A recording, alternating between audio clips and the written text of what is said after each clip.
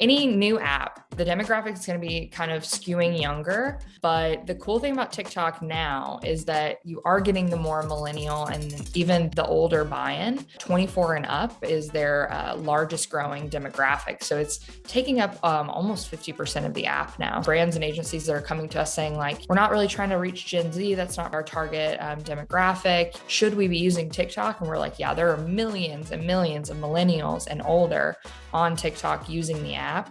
People aren't really watching who they're following necessarily. You're on that For You page.